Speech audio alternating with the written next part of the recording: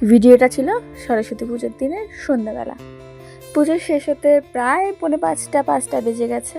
তো তারপরে আইবুড়ো নিমন্ত্রণ ছিল, খাওয়া দাওয়া করে বাড়িতে চলে এসেছি একটু রেডি হতে।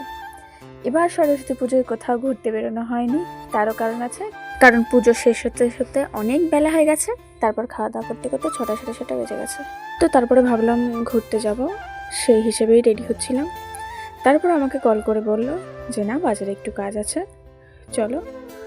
তো যেহেতু বিয়ের আর বেশি দিন নেই, ওই জন্য চাপটা একটু বেশি। এখন হয়তো ঘুরতে যাওয়ার সময়ও নেই। সরস্বতী পুজোর দিন মানে কোথাও বেরোতে পারলাম না, ঘুরতে পারলাম না। গেছিলাম একটু বাজারে, বাট রেডি হয়েছিলাম আমি ঘুরতে যাওয়ার জন্য। তো গেট রেডি উইথ মি ভিডিওটা শেয়ার করলাম। অনেক দিন থেকেই ইচ্ছে ছিল, এইটা মানে ভালো করে আমি করতে পারিনি, আমি জানি। নেক্সট টাইম ভালো করে শেয়ার করব। তো আজকে কোথায় গেছিলাম জানতে হলে ভিডিওটা পুরো দেখতে হবে। আজকে গেছিলাম আমি বাজারে, কিছু টুকিটাকি কেনাকাটা ছিল ওই বাড়ি থেকে। তো সেই কেনাকাটাগুলো করে চলে এসেছিলাম সোজা বাড়িতে, কারণ আমার বাড়ির পাশেও পুজো হচ্ছিল, সেখানে আজকে প্রতিযোগিতা ছিল। তো তারপরে রেডি হয়ে গেছি, দেখতে পাচ্ছ অনেক কথা বললাম। তো আমাকে কেমন লাগছে বলো। যেহেতু সন্ধ্যাবেলা বেরোচ্ছি, সেই জন্য আমি চুলটা ছেড়ে বেরোবো না, ওই জন্য চুলটা একটু বেঁধে নিলাম। রাস্তা বেরিয়ে আমি ক্লিপ দিয়ে বেঁধে নিয়েছিলাম।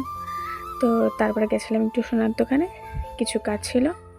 তো সেখান থেকে দুজনে একটু বসে আলোচনা হচ্ছিল কি নেওয়া হবে। তো এই ভিডিওগুলো আমি আমার বিয়ের পরে শেয়ার করব।